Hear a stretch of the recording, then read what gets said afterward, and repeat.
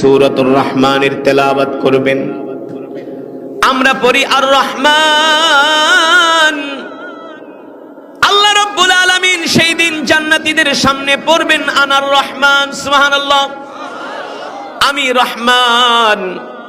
আল্লাহ তাআলা সেই দিন জান্নাতীদের সামনে সূরাতুর রহমানের তেলাওয়াত করবে।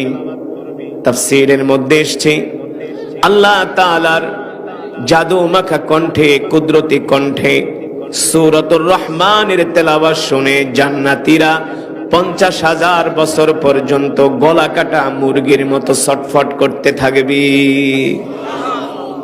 এত মজা আল্লাহ তাআলার জবানের কালাম, সুবহানাল্লাহ বলেন।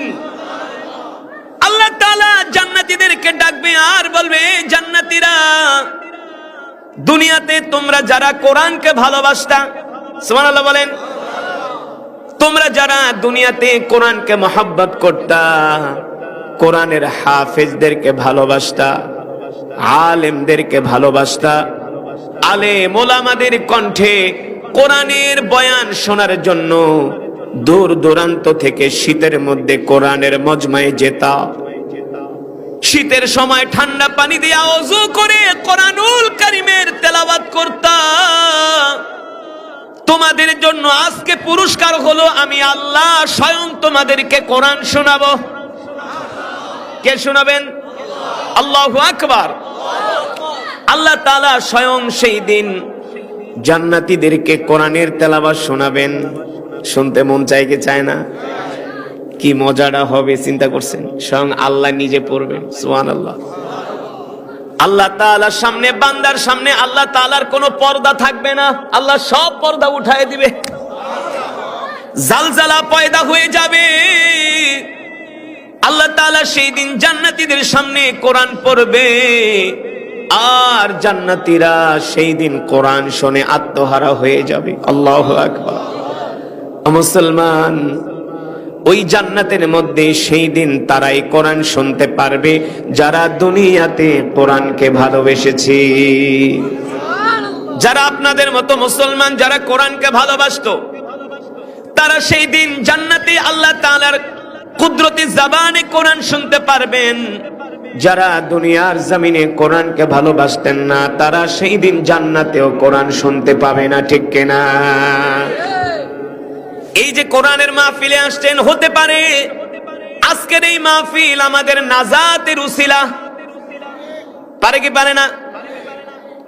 আপনি পরীক্ষার হলে গেছেন, 10টা প্রশ্ন আপনাকে দিয়েছে, 10টার ভিতরে যদি আপনি 2টা প্রশ্নের উত্তর দেন, লিখতে পারেন, তাহলেও স্যারেরা আপনাকে কোনোভাবে 10-20 নাম্বার দিবে। কথা কন? কোনোভাবে আপনার চরিত্র দেখা, ভদ্রতা দেখে আপনাকে পাস করায় দিবে। কিন্তু 10টা প্রশ্নের জায়গায় একটাও যদি না লেখেন, স্যারদের বাবারও ক্ষমতা নাই আপনাকে 2 নাম্বার দিবে। পারবে? পারবে না। ঠিক আল্লাহ তাআলা বলেন, বান্দারে, আমি আল্লাহ তোমাদেরকে দুনিয়াতে পাঠাইছি পরীক্ষা করার জন্য। এই দুনিয়া আমাদের থাকার জায়গা নয়, এই দুনিয়া আমাদের আরাম আয়েশের জায়গা নয়, এই দুনিয়া আমাদের শান্তির জায়গা নয়। মুমিনের শান্তির জায়গা হলো আল্লাহর জান্নাত। সুবহানাল্লাহ বলেন। মুমিনের শান্তির জায়গা কোথায়? জান্নাত। যারা এই দুনিয়ার জমিনকে সুখের রাজ্য মনে করে, শান্তির জায়গা মনে করে, তাদের মতো বোকা মানুষ আর এই পৃথিবীতে নাই। দুনিয়া কিন্তু শান্তির জায়গা না, আপনি একবার হিসাব করে দেখেন। দুনিয়া শান্তির জায়গা না। রোগ শোক, বিপদ আপদ, বালা মুসিবত, হামলা মামলা না, একটার পর একটার অসুস্থতা, একটার পর একটা সমস্যা, সমস্যা থেকে বের হতে পারেন না। আসলে দুনিয়া শান্তির জায়গা নয়। আল্লাহ রাব্বুল আলামিন বলছেন, বান্দারে, আমি আল্লাহ দুনিয়াতে তোমাদেরকে পরীক্ষা করার জন্য পাঠাইছি। আল্লাহ রাসূল বলছেন, এই দুনিয়াটা হলো মুমিনের জন্য কারাগার, আসসিজনুল মুমিনি ওয়া জান্নাতুল কাফির। আল্লাহর নবী বলেন, উম্মত, তোমাদের জন্য এই দুনিয়া কারাগার, আর কাফেরের জন্য হলো দুনিয়া জান্নাত। কিন্তু আমরা মুসলমান মনে করি দুনিয়া হলো আমাদের শান্তির জায়গা। আল্লাহ রাসূল বলছে না না না, দুনিয়াটা তোমাদের জন্য হলো কারাগার। আপনি ভালো করে খেয়াল করেন, যেই ব্যক্তিটা 5 ওয়াক্ত নামাজ জামাতের সাথে আদায় করে, ওই ব্যক্তির কিন্তু বিড়ি খাওয়ারও সময় থাকে না। কেমনে থাকে? 1 ওয়াক্ত নামাজের পরে আর 1 ওয়াক্ত নামাজ। হ্যাঁ, যদি জামাতের সাথে আপনি 5 ওয়াক্ত নামাজ পড়েন, ফজরের নামাজ পড়ার পরে সকালবেলা নাস্তা খাবেন, কিছু কাজকর্ম করবেন, দেখবেন জোহরের আজান দিয়া দিছে। আবার জোহর জামাতের সাথে পড়বেন, বাড়িতে যায় ভাত খাবেন, একটু বিশ্রাম নেবেন, আসরের আজান দিয়া দিছে। আসর পড়ছেন, আবার মাগরিবের সময় মাগরিব পড়বেন, আবার এশা। কথা বল, সুযোগ আছে নাকি? Duty by duty. যেমন কারাগারে মানুষ রুটিন মাফিক চলে, কি রুটিন মাফিক, টাইম টু টাইম খাওয়া, টাইম টু টাইম ঘুম, কোনো ফাঁকি দেওয়ার সুযোগ নাই। ঠিক একজন মানুষ যদি 5 ওয়াক্ত নামাজ জামাতের সাথে পড়ে, এই দুনিয়াটা আসলে তার জন্য সুখের জায়গা না, শুধু ডিউটি আর ডিউটি। ঠিক কিনা বলেন? আল্লাহ রাসূল বলেছেন, শেষ জামানায় যারা 5 ওয়াক্ত নামাজ জামাতের সাথে পড়বে তারা হলো জান্নাতি। তারা জান্নাতি, তাদের কোনো হিসাব হবে না। আসমানের নিচে জমিনের উপরে যেই মুসলমান 5 ওয়াক্ত নামাজ তাকবীরুল্লাহর সাথে পড়ে, সে হলো সবচেয়ে আল্লাহর ওলি। কিন্তু 5 ওয়াক্ত নামাজ জামাতের সাথে পড়া কি সোজা? চারটিখানি কথা, প্রশ্নই আসে না। কয়জন মানুষ ফজরের নামাজ পড়ে? বলেন কয়জন? কয়জন মানুষ এশারের নামাজ পড়ে? কয়জন মানুষ আসরের নামাজ জামাতের সাথে পড়ে? না, আল্লাহ রাসূল বলছে, উম্মত, শেষ জামানায় তোমাদের জন্য সহজ করে দিলাম, খালি 5টা ওয়াক্ত নামাজ জামাতের সাথে পড়ো। তোমার ইন্তেকালের পরে আল্লাহ বিনা হিসাবে তোমাকে জান্নাত দিয়ে দিবে।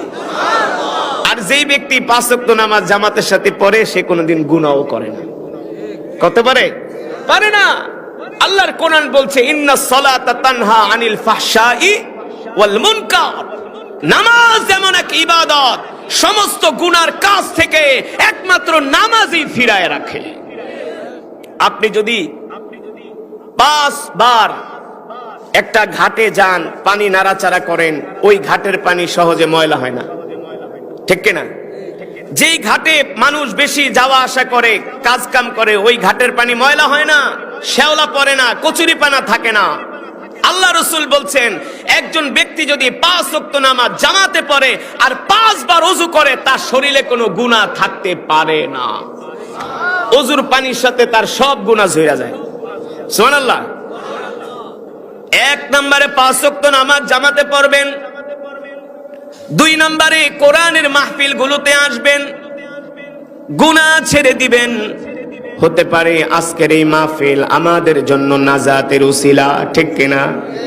আজকের এই মাহফিলে চোখের পানি ছেড়ে যদি আমরা আল্লাহ তাআলার কাছে দোয়া করি, আজকের 1 ফোঁটা 2 ফোঁটা চোখের পানি জাহান্নামের ওই আগুনকে ঠান্ডা করে দিবে। আল্লাহ রাব্বুল আলামিন কোরআনুল কারীমের মধ্যে বলছেন, কুল ইয়া ইবাদিয়াল্লাযীনা আসরাফু আলা আনফুসিহিম লা তাকনাতু মির রাহমাতিল্লাহ ইন্নাল্লাহা ইয়াগফিরুদ যুনুবা জামিআ ইন্নাহু হুয়াল গফুরুর রহিম। আল্লাহ রাব্বুল আলামিন বলেন, এ বান্দা, তুমি যতই গুনাহ করো না কেন, যতই নাফরমানি করো না কেন,